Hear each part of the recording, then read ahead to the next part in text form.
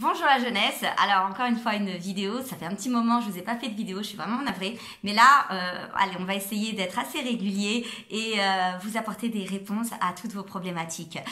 Si je vous pose une question là tout de suite et maintenant et je vous demande, dites-moi quelles sont réellement les qualités qui vous permettent d'atteindre et qui vous permettront d'atteindre vos objectifs. Êtes-vous en mesure de me répondre?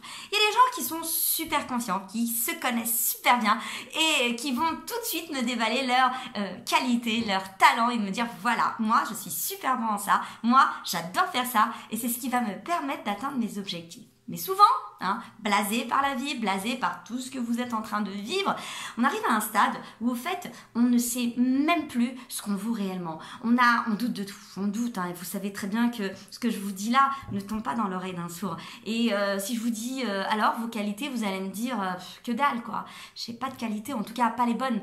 Eh ben, figurez-vous que vous vous trompez. Vous vous trompez, même si je ne vous connais pas personnellement, je peux vous assurer que vous vous trompez. Mais si vous voulez, on va faire un petit exercice, un exercice qui est génial et qui va vous aider à prendre conscience, mais bien sûr que vous êtes conscient, mais c'est très enfui au fond de vous. Vous allez prendre conscience et mettre noir sur blanc ce que vous ne voulez même plus voir. Allez, vous prenez un stylo, vous prenez une feuille, vous prenez votre ordinateur. Je sais, vous êtes la génération Z, c'est un peu bizarre de prendre un stylo, mais allez-y. Je voudrais que vous griffonniez et que vous me mettiez noir sur blanc sur votre ordinateur, là où vous souhaitez, une situation professionnelle de préférence, où vous avez réellement eu de bons résultats. Ça peut être un projet, ça peut être un examen, ça peut être un stage, ça peut être un entretien, ça peut être une rencontre professionnelle. Bref, vous avez réussi à un niveau. Allez, vous n'allez quand même pas me dire qu'il n'y a eu aucune réussite dans votre vie.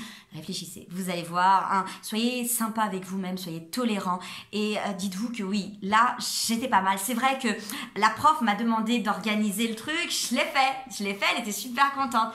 Et prenez-moi cette expérience donc positive et dites-moi quelles sont les qualités qui vous ont permis de pouvoir atteindre un bon résultat. Vous allez voir que ces qualités, souvent, elles vont se répéter.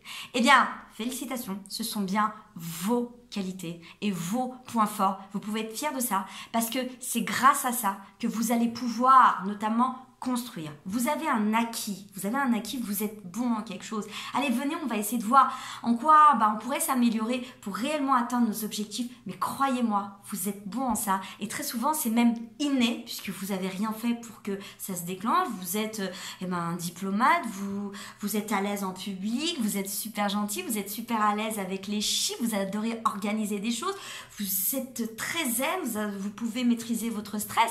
Plein de qualités qui font la différence. Jouez sur ça. Prenez conscience de votre potentiel. Vous voyez bien que vous méritez réellement de vous considérer comme étant quelque chose de très précieux. Allez-y, ça ne tient qu'à vous.